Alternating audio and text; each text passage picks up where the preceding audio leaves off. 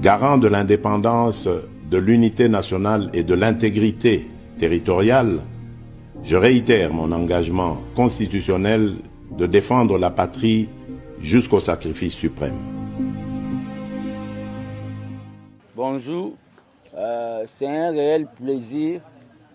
Nayambabino awa na temple de la vérité, état-major politique et armée des bâtisseurs tissérédistes, Asbel au sein de l'IDPS Tshisekedi, ABT. Lelo na bengi bino pona meka ko effleurer beaucoup de points, c'est-à-dire parler un peu de beaucoup de points sur l'état de la nation, actualité politique. D'abord, avant na banda, nazo pesa remerciement na secrétaire général de mon très cher parti UDPS, M. Augustin Kabouya, moi na bouté, pour na Benergio Abimisaki, envie de mobiliser les combattantes et combattants à UDPS na manifestation ya Union Sacrée Oyo et les cas qui na stade des martyrs. Comme j'avais dit, na chaîne Moko, ya ba confrère Nabino, que nous avons eu à redémarrer la politique. Donc, journée wana et à la ki manifestation sondage, il y a eu débordement, plus de 350 000 personnes sans billets de banque, sans financement de l'État. Pe récite nango alaki énergie oyo présidium ya Union Sacrée pe conseil ya ba président ya Union Sacrée ba salaki. Donc félicitations na secrétaire général il y a eu des UDPS, félicitations na ba parlementaire debout ba force du progrès pe félicitations na ba parti nyonso ami oyo ba ye na cadre tokoka ko soutenir mokonzi ya mboka pour un deuxième mandat. Donc c'était un sondage, on a eu à redémarrer la politique. Les gens, bazaraki, bavegleté, monaki, les pleins au salamaki. Deuxième loco, toujours, on a paraphrasé par rapport à l'Union Sacrée. L'armée des bâtisseurs tissérédistes, à travers ma personne, les gardiens du temple de la démocratie, Tshisekedi du Nouveau Testament, nous avons eu à demander na ba ministre ba nominé ko banda na ba VPM ti na ba vice ministre ba koka ko déclarer les biso ba bien na bango. Eza po na repesa o ba bengi crédibilité na o ba bengi gouvernement. Ça se fait partout ailleurs. Nous ne devons pas faire o ba bengi une exception congolaise. Ba déclarer les biso ba bien na bango. Soki bazalaka na 4 immeubles, soki bazalaka na 4 ntaba, ceux qui ont 4 milou, va déclarer les bisoto eba. Parce que nous ne voulons pas continuer à avoir des gens qui continuent à gouvernement, qui commis au bengi, nouveau riche. Donc, il y a une position, il y a armée des bâtisseurs tissérédistes dans le sens wana. Et en plus de cela, les gouvernements, il y a Samade, bisoto benga qui on a ABT, c'est un gouvernement du combat. C'est-à-dire un gouvernement à dernier virage, un gouvernement où ils ont droit d'erreur. Nous ne voulons pas, donc tous observer pendant 100 jours, partout ailleurs, ce qu'ils vont faire. C'est-à-dire, tout ça, le jugement sur Bango, donc après 100 jours, depuis l'installation à Bango, pendant 100 jours. Point Moussou Césari, ils n'ont pas droit à l'échec. Et le président de la République, il faut Azalanao Balobi, la confiance n'exclut pas le contrôle, c'est-à-dire, il faut Azalanao Babengi Lissou Likolo à Lissou et Kenge parce que s'il y a eu échec, et Rosala Yende Peuple a sanctionné dans l'élection en 2023. Et je lance un message Oyo, tant que gardien du temple de la démocratie, n'avait pas un vital caméra et économie, c'est-à-dire les peuples attendent voir baisse à dollar, pe attend voir solution na ba bengi vie oyo batu bazo déplorer.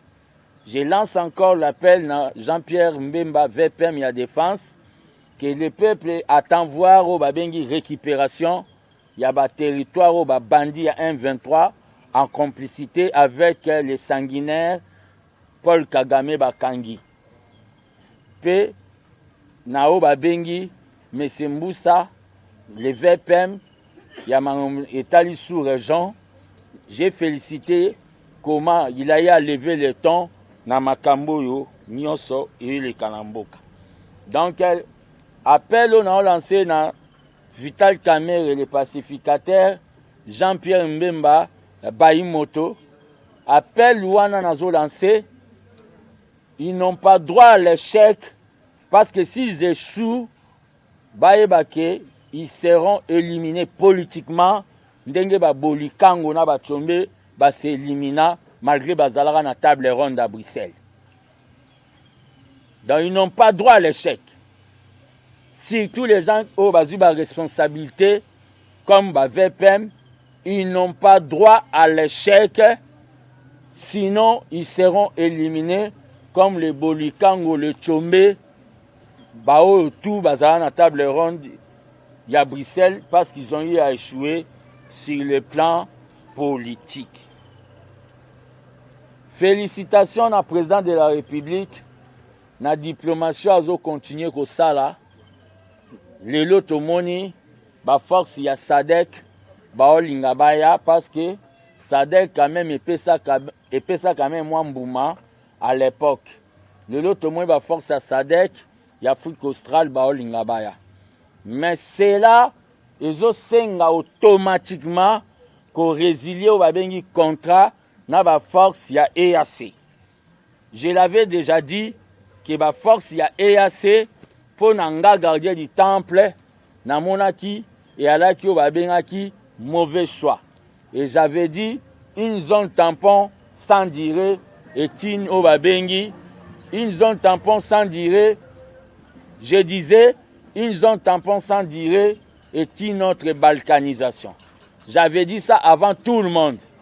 Le lot que ba force wana ya EAC ba ena ba kota la ba montagne ya Goma, ba kota la ba sa kitoko ya Congo, ba ena bango tourisme kota la ba volcan. Donc nilotique plus nilotique égale Rwanda. Un nilotique ne trahira jamais son frère nilotique. Un Kenyan ne trahira jamais un Burundais, un Kenyan ne trahira jamais un Rwandais. C'est-à-dire, on doit arrêter avec cette histoire de EAC, total à la force à SADC, mais tout en faisant ce qu'on appelle la programmation militaire au Yabisomoro Yabanamboka, parce qu'un mercenaire n'acceptera jamais de laisser sa belle femme Namboka Nae pour aller au Koufa, Nakachamboka Batumisus. Mais un Congolais acceptera de donner sa vie pour que ses enfants bazalao babengi d'esclaveté. C'est ça ce que les gardiens du temple déclarent. Par rapport, pour ne pas vous prendre du temps, na marche oyo ngana zo benga iko salama le 13 na benga ngeza marche manque à faire, marche oyo ya Lamuka, marche oyo ya Mutoyo azwambonga masango na biso oyo lingaki longola biso ba c'est pas gentil. Matata Mponyo commence à marcher pour na bonheur pe pour na koloba ke pe plaza na misère. Azwa mbongo na biso ya masango akinda otonga université privée et pas na bango kuna soki na Uvira université on pa tiango cher oyo zo correspondre na pouvoir d'achat ya peuple te. Université Mapombe lokola papa ne atikela ka ta école à gardienne. Donc il y a Zombo on a ça masango lelo comme opposant. C'est vraiment la honte. Tant qu'analyste politique sans obabengi kolia nanda kwa mutu. Moi je constate que na Congo il y a qu'un seul opposant. C'est Joseph Kabila. Parce que Kabila est en train d'observer la situation, il attend le moment opportun pour ayako affronter biso na obabengi par exemple ba débat contradictoire et consort. Il garde le silence. les autres sont devenus comme des perroquets en train de faire ce qu'on appelle une opposition de haine. Bato mtema, bato keto, basangani bango na bango, ils veulent marcher na moment oyo pour baloba ke peuple aza na misère. Misère ango, au moment où vous allez comploter là-bas na Zambie pour masango yate, pour boyebi ke ba peuple katange balinga mingi kolia masango parce que baya ko salo babengi ventre affamé na point d'oreille. Vous complotez, on sait très bien que vous avez beaucoup de relations au niveau ya Zambie, donc votre fils est parmi des députés là-bas en Zambie. Donc vous complétez. Le ministre de la Communication n'avait pas cité le nom d'un individu ou d'un quelconque politicien. Mais Baloban en français, qui se sent mauvais, c'est mouche. C'est-à-dire, qui se sent mauvais, c'est mouche. J'attends un monsieur qui était porte-parole de JB. Il s'est transformé en politicien. Là, je cite M. Francis Kalombo, passé à la télé pour critiquer les pouvoirs du peuple. Et d'abord, Oyo, ils ont tout un processus. Nous sommes de l'école de Tshisekedi, mais c'est Francis Kalombo, je ne sais pas si vous êtes de quelle école. Namoussousoua Kanisara parlait français, c'est de l'intelligence. Olivier Kamitatu. Tu étais dans le plan ici, comme ministre Sogi d'État, Sogi Banine. Olivier Kamitatu, qu'est-ce que tu as eu à faire? Toi, tu crois quand tu parles français, nous avons l'intelligence. Bon, l'équipe Binonion, son gouvernement. Qu'est-ce que vous avez eu à faire?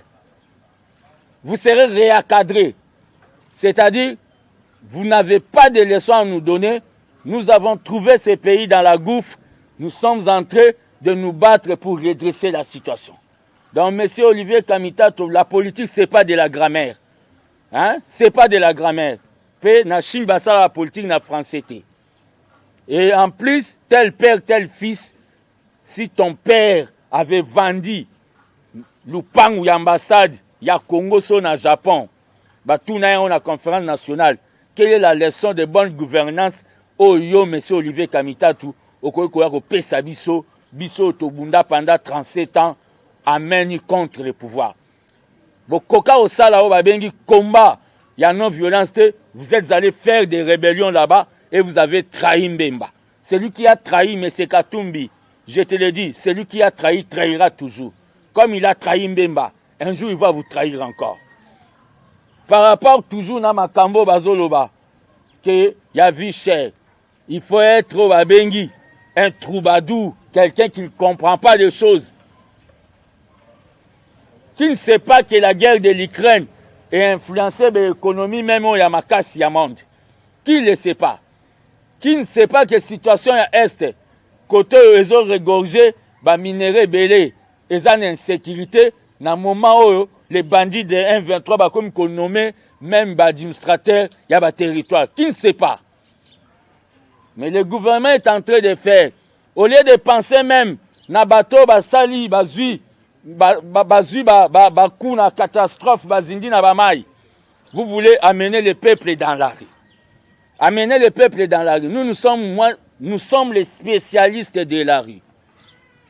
Nous demandons à la police d'encadrer Bino. Bo banda marche dans nos places, bo banda, bo kenango ti mwanda. So bolongwe mwanda, bo kenango ti isiro. So bolongwe isiro, bo kenango ti guado.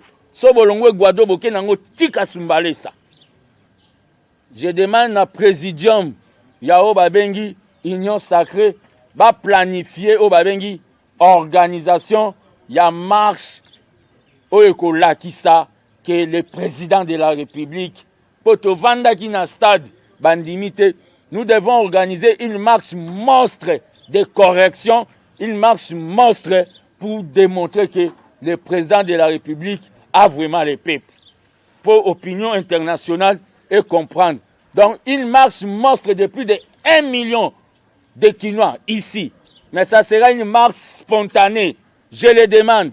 Une marche spontanée à Kinshasa et dans le Congo profond. Pour tout l'axabino que, malgré Bambongo Nabino Yaba Iranium, Naya O Babengi Yaba Bukanga Lonzo, nous avons le peuple sortira par volonté de soutenir celui qui veut changer les choses, qu'on appelle président Félix Tshisekedi. Dans votre marche, vous citez l'insécurité, pas même citer le nom de Paul Kagame, qui est l'auteur-compositeur de l'insécurité au Congo.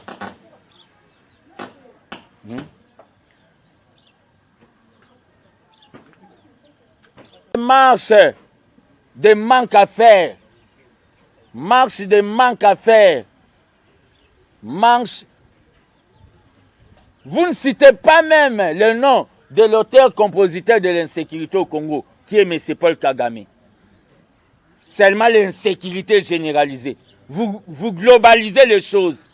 Vous voulez amener le peuple dans la rue. Moyennant des billets de banque, de l'uranium et des boukangalons.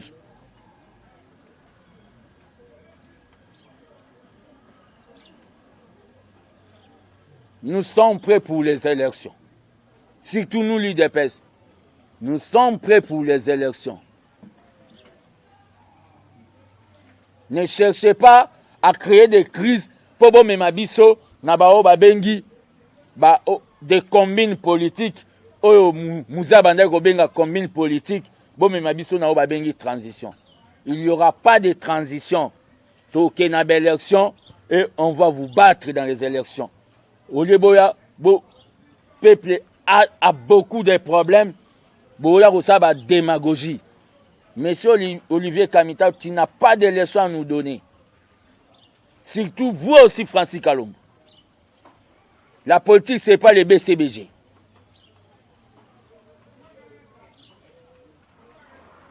Surtout comme tu cabine beaucoup qui n'a pas vitesse mobile.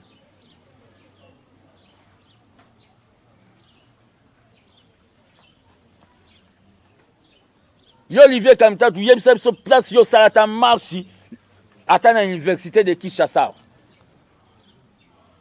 Au salé là en wapi. Bokena ba poto na bino boko sa cop na ba rébellion na ba sidou bangi kuna. Lelo comme le cas. Il y a des problèmes qui se passent chez vous, Fayoulou. À Kwamoutou ici, chez vous là-bas. Est-ce que dans cet mot d'ordre, il y a paix? Batouba Bomanali Koloso, il y a taxe. Boya Lobamarambouyu, il y a misère. On voit dans d'autres pays, Naba Kenya. On voit dans d'autres pays. Kabila les politiciens, Assal Rabilangati. Il vous donne la leçon. Il faut que l'accès soit un hectare, moi, il y a banganga yo zanango, oh, les sapep. L'accès soit un hectare. Et pas un notion à boulou, mousson à idiot. Vous voulez jouer avec le peuple. Je demande au peuple congolais de méditer les 13 par rapport à Makamboyo et Salami. Oh, bande on a besoin choc, na ba catastrophe. De méditer beaucoup plus. Dans les pas na babengi, ba distraction, il y a ba politiciens voilà. Quand eux ils seront au pouvoir, ils vont rien faire pour vous. Qu'ils soient maudits un peuple qui compte, on peut les libérer. Un peuple se libère lui-même. Et ça ba tu me sois ba yebe ata ma tembeletin.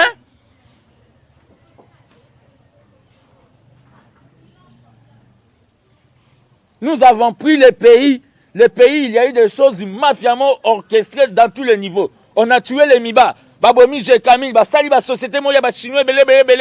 Il y a un contrat chinois, un contrat belé, Vous croyez que quelque chose qu'on a installé pendant 18 ans, vous pouvez le démanteler, on a 5 ans. Vous croyez? Par quelle baguette magique? Mais nous avons commencé au Babengi. Processus, il y a qu'au déboulonner. Et je dis aussi aux gens de l'Union sacrée, nous avons nos amis que nous avons commencé avec eux, Nao Babengi, combat pour la démocratie, comme Laurent Batoumona. Les forces alliées de l'Union de l'UDPS. Je disais que nous avons nos amis que nous avons commencé avec eux, comme honorable Laurent Batoumona, les forces alliées de l'UDPS. boye na union sacrée et le but est que eza ebaleso ya Bethesda o mutu akota masumu nenyo spécialité. Celui qui a volé sera poursuivi. Union sacrée eza blanchisserie.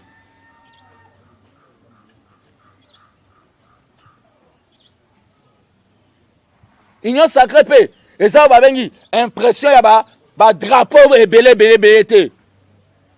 Union sacrée a donné au président de la République une forte majorité. Pour terminer, je demande à tous les combattants de l'UDPS, du nord, du sud, de l'est, de l'ouest et du centre, nous devons soutenir le CG Augustin Kabouya. Parce que cette fois-ci, nous l'UDPS, nous sommes décidés. Parce que beaucoup de gens, comme les autres qu'on a vus ici, au Bandai qu'on niait bilan, au moment où ils étaient dans le gouvernement. Quand vous êtes dans le gouvernement, dans la démocratie, dans la démocratie, on a Louvain,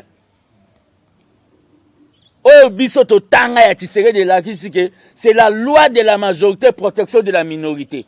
Même si vous êtes contre, si la majorité vote, ça vous engage. C'est ça la démocratie. Et ça, dans la définition, il y a le peuple pour le peuple.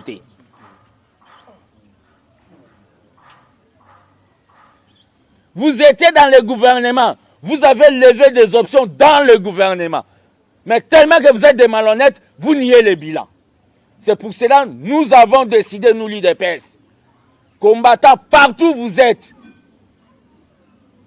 nous devons tout faire pour avoir Bissomo UDPS au Babengi une majorité UDPS Totika Ibalié à 100 sièges. Nous devons avoir au moins 250 députés. Parce que si nous avons cette majorité, je suis en train déjà de mobiliser tant que mobilisateur le Père Atika. Si nous avons cette majorité, nous l'UDPS, nous allons appliquer notre projet de société du peuple d'abord à la lettre. Nous aurons un premier ministre de l'UDPS. Parce que quand on compose avec les gens, quand l'avion va atterrir, l'avion quitte un aéroport, bah comme on y est, bah bilan, des malhonnêtes politiques.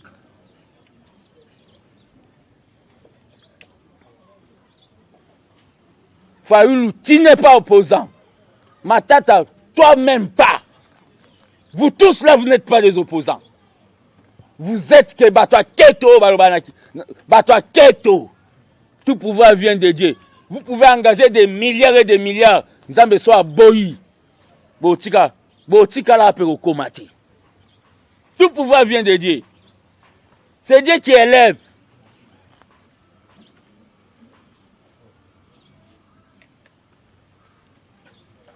Au Congo, il n'y a qu'un seul opposant qui est Kabila.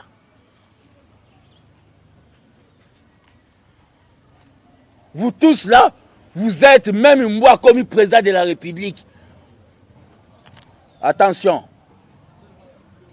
Même à l'union sacrée, nous avons besoin de gens qui acceptent de soutenir la vision du chef de l'État. Corps et âme et esprit. Donc, sous surveillance, nous n'avons pas besoin de sous-marins. Au baza, na tongo na katia mai, il y a union sacrée, na poko babimi na moki. Nous n'avons pas besoin. Peuple, vaquer na ba occupation na yo. Na marche a bo mona ta bana na bangote. Botika o mona ta bana na bangote. Bana bango baza na ba var kuna bazo tanga. Baza kuna na ba Louvain. Botika o mona bana na bangote.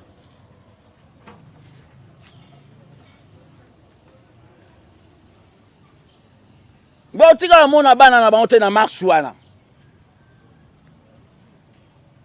Le col à toi, la démocratie, va marcher. Les policiers, pouvoir n'habite à 0-100. Bon, encadrer bango na marche wana. Ba bandango place ba banda. Ba kenango ti mwanda. Ba longwe mwanda ba kenango ti kasumbalesa. Ba longwe kasumbalesa ba kenango ti guado. Ba longwe guado ba kenango ti isiru. Ti ba kolemba. matata mponyo yo sa marche wapi wata na pema te ota bino bo sakana mboko ya. Je dis et je vous remercie.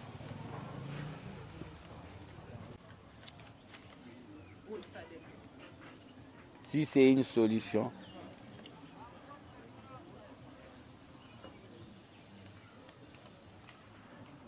Mobutu avait dit, je vais répondre ça de manière un peu... Mobutu avait dit pour la paix, pour le Congo, s'il s'agit de faire l'alliance même avec le diable, il va le faire. C'était la déclaration du colonel ou général Mobutu.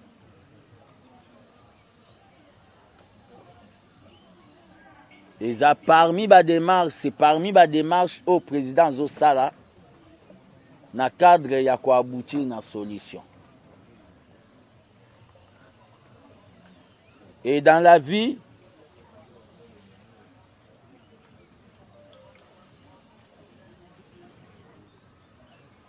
Mandela Lobas, dans un combat, sur quoi il faut tellement. Quelque chose ne peut pas tenir comme et à ses simbilités, mais nous devons continuer à foncer. Mais dans tout ça, moi j'avais déjà dit, on ne libère pas un peuple se libère, les fidèles qu'à soi Loba. On doit mettre vraiment au Babengi en application au Balobi programmation militaire. Comment on peut mettre ça en application? Les Osenga babiloko misusu. Les Osenga babiloko misusu basalo babengi baisse ya train de vie ya d'institution. Baisse ya train de vie ya d'institution pour bazwa mbongo wana bachango na lignée budgétaire ya armée. Si vraiment on est au Babengi des vrais patriotes. Stratégie à faire une guerre, on doit programmer nous-mêmes. Question non, M. Soyali. Deuxième question, Niloti plus Niloti égale Rwandais ou Rwanda. Selon vous, je vais répondre à vos programmations. Et directement la troisième question, par rapport à la marche Oyozo jugée de marche vis-à-vis à pouvoir dictatorial. Notre pouvoir, c'est un pouvoir démocratique. C'est un pouvoir que nous avons eu, Nabavoa au Babengi. Il y a l'égalité. L'IDPS marchait contre des pouvoirs bandits.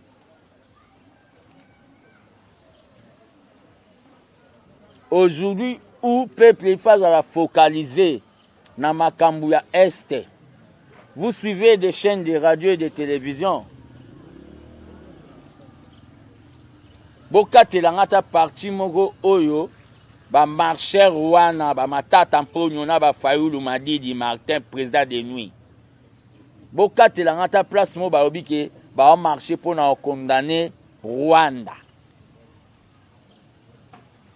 Journaliste azali à la kisangango. Motif na bango eza insécurité généralisée. Baza même na kilo ya otanga Paul Kagame. Au moment où tu es bien ennemi, c'est le Paul Kagame. Bon, on a dit que marche soit une marche non patriotique. Marche soit une non patriotique.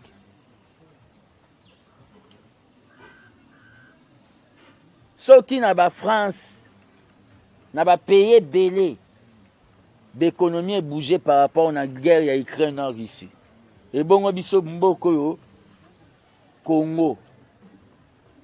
Pourquoi ça ne peut pas bouger?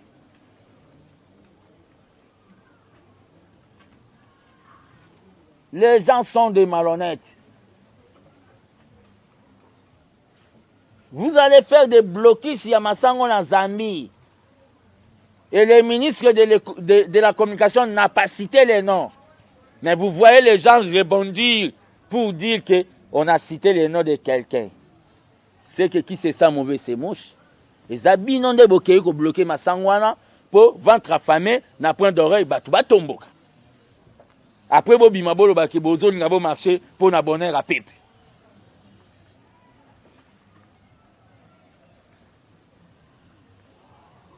Neti batune ba Olivier Kamitato. Aza ministre plan wa. Kolega kolobela ba français belé na TV, français belé le gars français ndé savoir faire.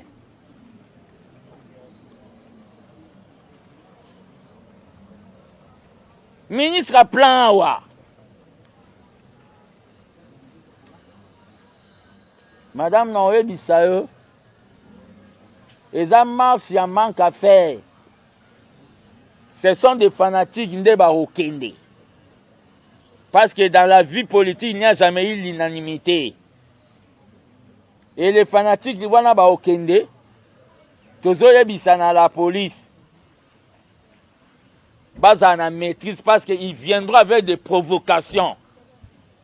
Pour les policiers perdre la vitesse. Après, bazala ki ba bengi brutalisé.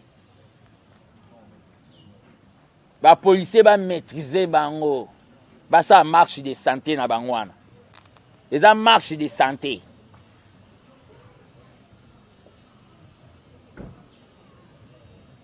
Mais biso peut tozo préparer. Marche auto la kisake, soutien aux institutions, soutien na ba bengi intégrité ya Congo. Non, la balkanisation, au moins, au Rwanda, au programme. Tout ça, la marche, wana. Tout ça, un meeting, monstre, tout ça, il faut te corriger, bango. Tout la qui sa bango, que, babilo, quoi, bazo, sala. Fatia, oh, babi, on doit mobiliser plus de 1 million de personnes dans la rue.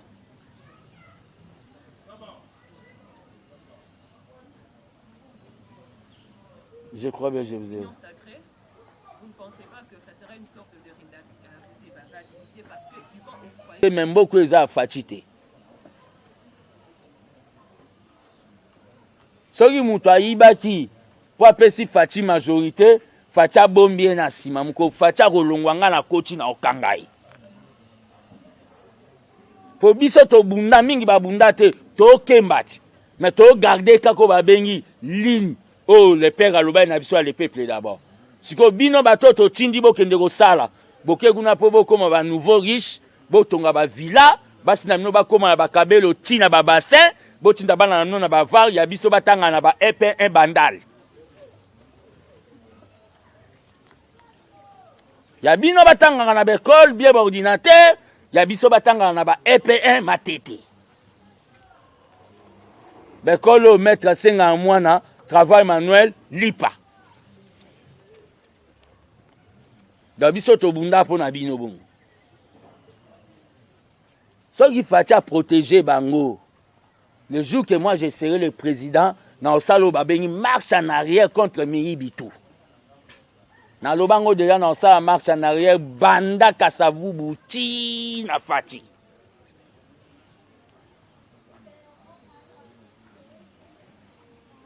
Puis on a installé un tribunal révolutionnaire. Parce que dans Mboko so ba boma batu ba oyiba, mbongo l'État batu ba bando yiba souté. Puis ba bomio ba déclarer que na bana no ba otikala ko salate po bazana adem ya moyibi. Ba Merkel ba boma Saddam Hussein balanda ba ne ba boma ba opwani. Po so ba tikai ba nga ba sara ki papa na ba Saddam Hussein.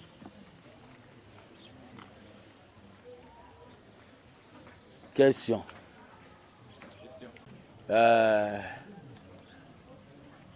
Nous n'avons pas le temps. Yakota la kokota na affaire ya ba vagabond. Bato ba sa vagabondage dans la ville.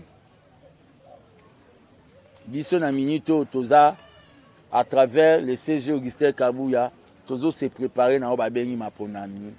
Toilettage ya ba bengi ba liste na biso protocole tisana na commission ya parti na biso seni oyo ekambami na Germain Chabani na ntina tosélectionne bato mpe tosala oyo babengi plateforme électorale na bato tomona ke baza sincère vis-à-vis na biso toa na temps wana te soki bomoni batake bango avec des machettes ce sont eux-mêmes baosala baplan na bango machiavélique en vue de se faire victimiser po baaccuser biso na bainstitution neti babrete soki nini ba Women Watch Watch. Ce sont eux-mêmes. Même si vous voyez quelqu'un vers Polo et IDPS là-bas, il y a des imprimeries ici. L'IDPS c'est un parti universel. Ba logo na ye eza là-bas Cyber News. On n'a pas donné un mot d'ordre pour tout taquer batumo baza sans impact. Ce qu'ils vont faire là, ils ont un coup d'épée dans l'eau. Wana, hein? Quand je dis que Kabila, c'est le vrai opposant, et ça par rapport à la mutation politique et salamaka. Na Brazzaville, Sassou était au pouvoir, Lissouba était dans l'opposition. Quand Lissouba a eu le pouvoir, automatiquement, Sassou était allé dans l'opposition. Ça s'est fait comme ça. C'est par rapport aux mutations.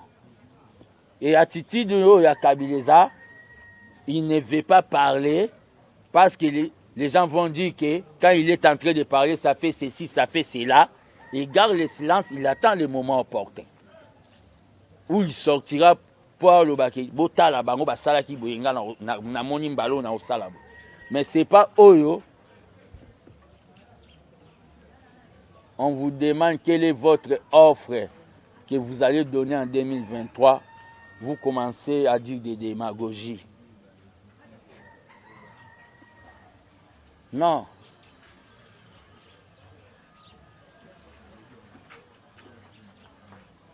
Ce sont des gens Oyo bandimi destin en Zambété.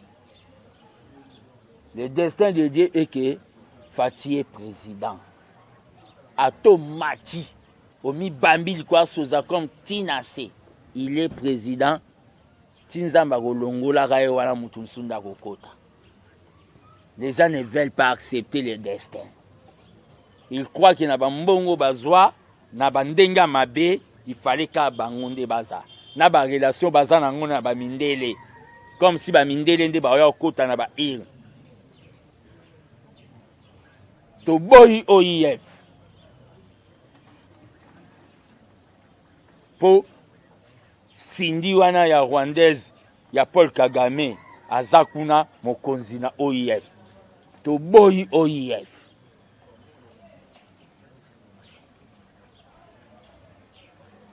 Proche na Kabila na maman Olive, ça c'est une relation personnelle, une relation non politique, rien que humanitaire, une relation qui n'engage pas M. Kabila.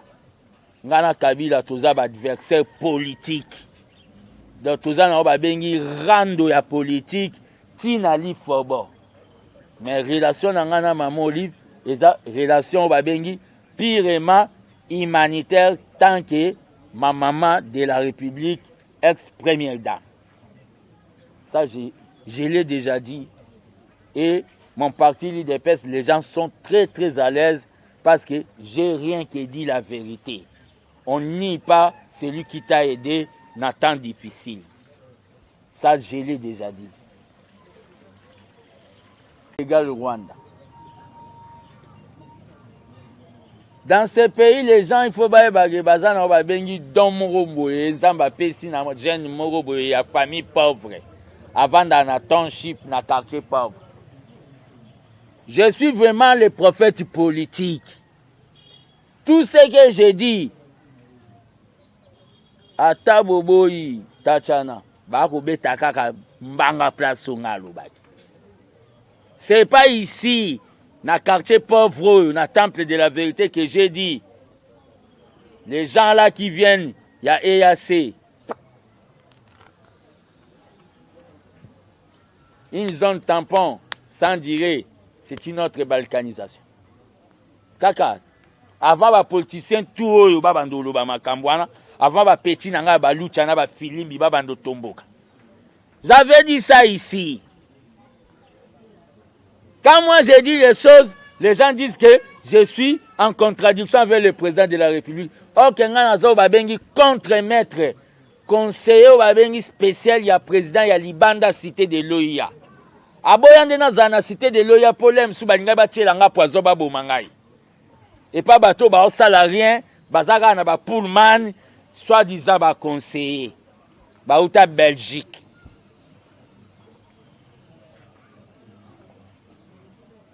Tout ce que j'ai dit, ça s'est fait. J'avais déjà détesté ces gens-là quand ils sont venus faire des gymnastiques d'académie militaire au lieu d'attaquer les 1-23. Qu'est-ce qu'ils ont tampon? C'est-à-dire, toi reste là, Carmela reste là. Nous sommes ici. C'est ce qu'ils étaient venus faire. Protéger les 1-23. Oya saliwana, eza babengi mauvaise foi na ba planification na bango. Quand vous attendez un président burundais qui dit que nous allons quitter jusqu'à ce que le Congo va organiser son armée et sa police. Vous ne voyez pas que Batouana baboni que Burundi peut continuer na COP, Kenya peut continuer na COP, Congo continue. Papa Lobaye na bango bo retirer maboko na bino na Congo. Ce que le président est allé dire, le président Zofivro Babengi, complot sous-régional. Il y a des vallées, il y a des occidentaux. C'est pour cela que nous avons dit Batouké, nous avons dit Mokonzamboka, nous avons dit Bembe. Et Bembe banga kopolate, tola ta costume, il y a des Maliens, tola ta costume, il y a des Burkinabé. Vis-à-vis, il y a des occidentaux. Bon, occidentaux sont basi baini yo. C'est Koutoura Loba. Quand vous voyez un président africain est ami de la France, c'est que ce président est l'ennemi de son peuple. Mais la France est notre ennemi parce que Fati est l'ami de son peuple. C'est Sékou Touré. Nous avons ça dans l'histoire. Pour attendre un livre révolutionnaire. Le problème qu'il y a, force à Sadek et Koya, mais Baloba, aide-toi, le ciel t'aidera. Nous devons compter dans la volontaire au Yabiso à Congo. Un mercenaire, que ce soit à EAC, que ce soit à Sadek, n'acceptera pas d'aller mourir au Congo et de laisser sa belle femme comme Tatiana na Namibie, na Botswana. Ça, je te le dis. Même moi, si on me prend comme mercenaire pour aller combattre na Mauritanie, na Obando Bundane Kenge, parce que na tiki motema nanga moi si nanga na Congo. C'est pour cela, Fidel Castro avait dit, on ne libère pas un peuple se libère. On doit faire ce qu'on appelle une mobilisation générale. Mettre les moyens dans Babengi armée. Là, nous allons arriver. Mais, diplomatie au président Sali, Yabande Koyaye assez. Toujours souhaité, Baya, mais il fait ça dans Babengi. Arrêt automatique, il y a contrat. Donc, diplomatie au président Sali, Nabande Koya Sadek. Toujours souhaité ya pour tout ce monde bango baya ça quand même loko ya moins bien mais toujours senge zana ba bengi arrêt automatique ya makamba ba niloti kwan o ya yasi pour ba koka ko travailler bien ti mbuma mabe tomata mabe so sanction na ya malamu et ko risquer et polisa o ya malamu c'est justice muteya kita Vital Kamerhe. Fachaza na ba pouvoir exécutif. Justice banzuzi balobi ke Kamerhe to étudier dossier na ye aza innocent. Parce que Facha lo bate bozong se na kacho wana ekoma dictature. Mbemba pe justice a mindele ekangaka na CPI bango batali babite to chikaye te tolo ba te bozong se na kasho ozo comprendre mais justice c'est le bas que Kamere innocenté siko biso to sani c'est la justice et ça na o ba bengi principe il y a séparation des pouvoirs on doit respecter yango makambo ozo le bas que Olivier Kamita tout peut-être n'importe wana pourquoi lozalaka mwana muke baloba on a conférence nationale na TV télévisée que papa bango ateka ndaku ya ambassade na Japon batuna ya zongisango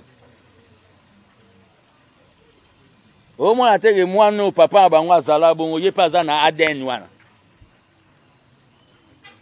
lelo akomo ya opesa biso ba leçon ya bonne gouvernance Olivier Kamita ancien rebelle aleki na chaîne mo ya TVA pour ne pas prendre du temps alobela pas même pas na bango na bandundu ka katanga nalandie na chaîne moko awa na ba français no alobaka akansaka koma soki monsieur Voltaire depuis Olivier Kamita to aleki lwalaba katanga mais atika koloba te pa na bango na masima nimba soki na idie fa soki na bulungu kuna te katanga po katanga ekoma cop na bango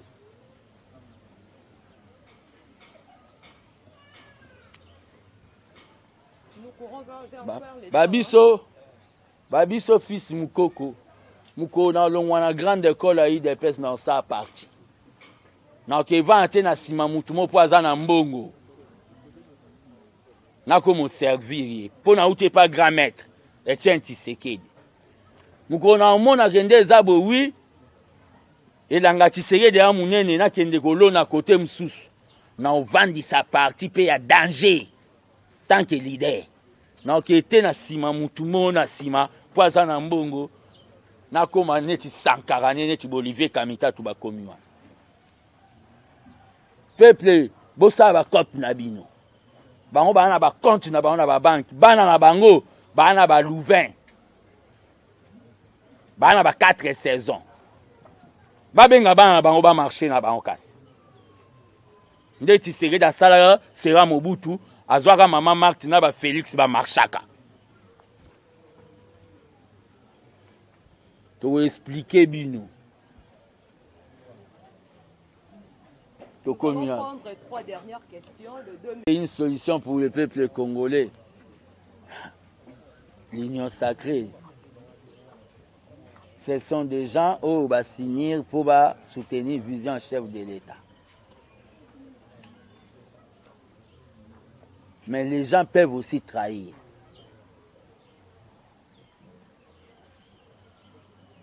C'est pour ça que ça peuple azaka na confiance na yemoko. Vous comprenez? Père de Moïse Katumbi, personnellement, nous l'IDPS, nous biso IDPS, tous a bengi usine, tous a machine politique, mais usine ya politique. Donc nous sommes un parti au bengi naturel. On n'a pas peur même, il y a Joe Biden. On n'a pas peur même, il y a Joe Biden. Attendez, on va vous faire au babeni redémarrer. Et vous allez comprendre que c'est parti. C'est l'unique parti Oyo. Batouba salara sacrifice. Na belle élection président Félix. Au lieu batouba za narration, il y a gâteau cake. Batouba mema ba foufou lala. Na ba matembele pour ba vendre na ba bureau de vote. Va surveiller victoire à Félix. C'est le parti Oyo, Ngaï na Mona, des gens envoyés des millions de dollars pour l'élection à Félix. Vous comprenez? on n'a pas peur de qui que ce soit. Surtout encore, nous avons eu des amis tout autour de nous. Oyo, bakomema, obabengi une valeur ajoutée dans la démarche vers la victoire du président Faty dans le deuxième mandat. Je passe. Monsieur, madame va boucler.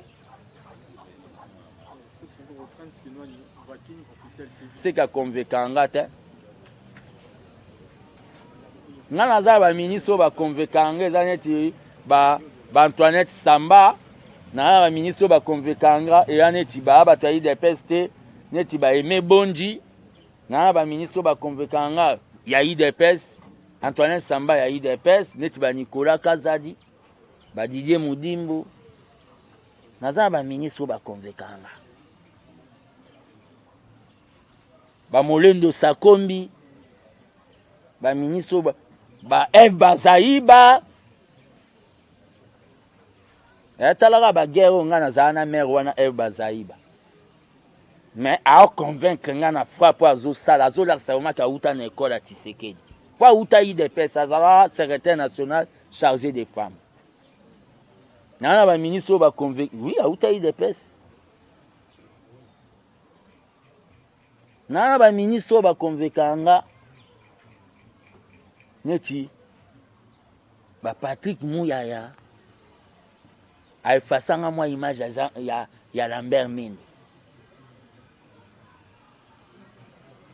Soki ozana ministre IDPS au convaincre te na likaka na bandolo ba bien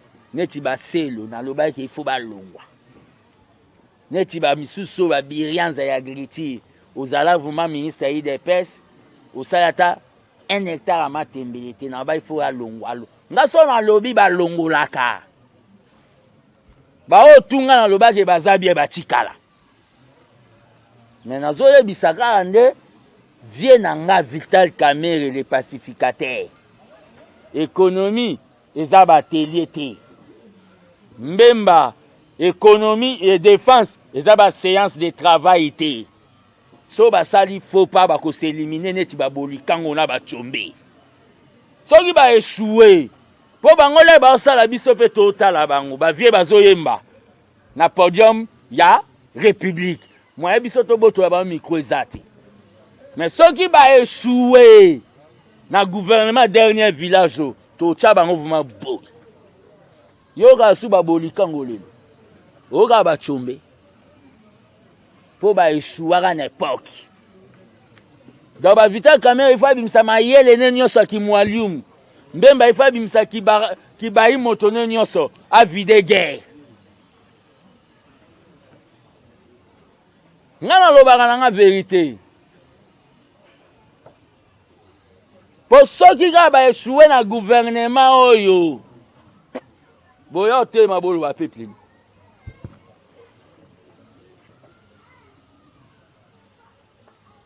Pele na loba na bango ba yebi ke Petua Mamba lobaka e ratarate nga na beta ba balle perdu te na pemi natali bango c'est bon ba nommé bino c'est bon mais na yende ko yebisa bango c'est un gouvernement ya combat pe na yego yebisa mokonza mboka confiance et strict contrôle te lobby yende ba rotia fiche na ye soki makambo esimbi te peuple a sanctionné ye tozonga na opposition sikoyo 37 opposition bozonga su na opposition na ba age po bobima ngo su mukoni yo mona bato PPRD te opposition apamba bakoni poussière siège ekauki opposition eza pasi au moins bafayulu te opposition bakoma kanda donc via koma kanda misisi donc kanda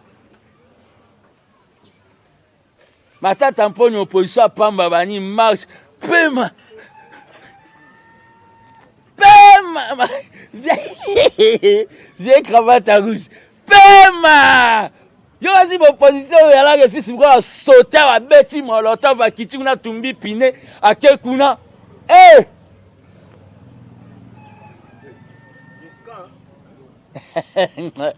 Baye vraiment bani bandeko basi babite kovanda te o bakoya violer biso okimi ba kimbanse ke kota cimetière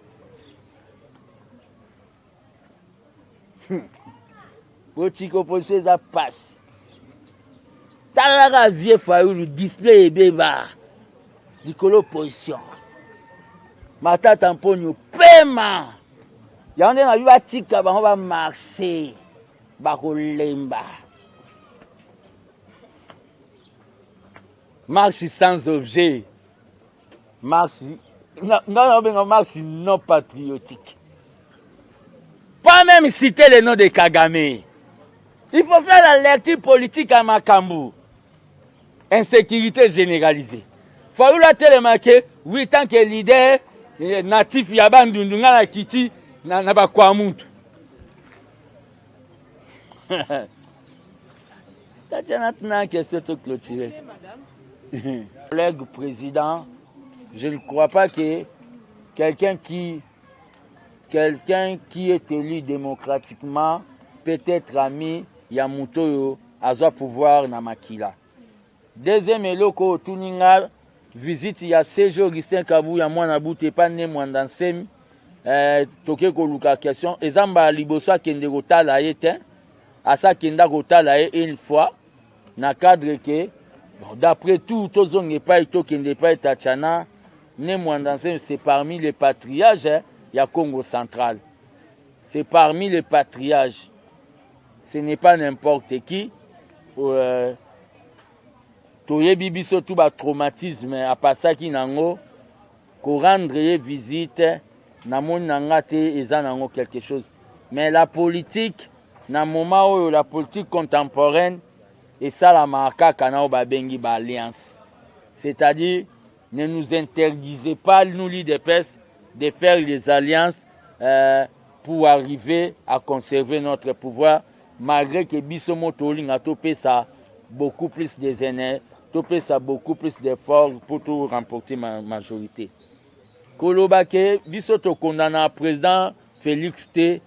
Là, allez dire ça aux autres gens. Mais fils Moukoko, aloba que président Marambouye qui est bien té. C'était une manière aussi d'interpeller le président. Et c'est là qu'on aloba et quota et ça là des milieux de vues que président Marambouye qui est bien té. Il y a eu même d'autres personnes qui j'ai manqué du président vis-à-vis Yamoko Nzambo. Mais en fin de compte, le Loba a constaté que tout ce que moi j'ai dit, même si ça s'est fait en retard, même Mokonzambo Kasala Angokaka. Donc tout ce que moi j'ai dit. Sori bayoka même na mambaba EACO, mais to komi na point haute. Donc des fois j'ai dit que j'interpelle le président de la République en rapport à vision abisso, il y a le peuple d'abord. Vous comprenez? En rapport à vision abisso, il y a le peuple d'abord. Je vous remercie, je demande à tout le peuple congolais, bavaké na occupation na bango, les 13 ezao babengi un groupe de mafieux, bazo salo babengi marche de santé na bango, bago sala marche, bango ba kendo mela ba 1 litre. Il y a lait pur, yo qui nous met la misouel, il y a chassé. Na gene. Bangole ba sa marche, ba kende kuna, na botel na bangwa ba okeme la ba 20, yo qui nous met la gene. Po kufa avant, po be la bana na bangole ba uta poto, ba ya ko diriger biso. Donc ça la cop na yo, na cadre, toza na méditation, Nao Babengi, Makambuya Est, Oezo déranger Mboka. Je vous remercie.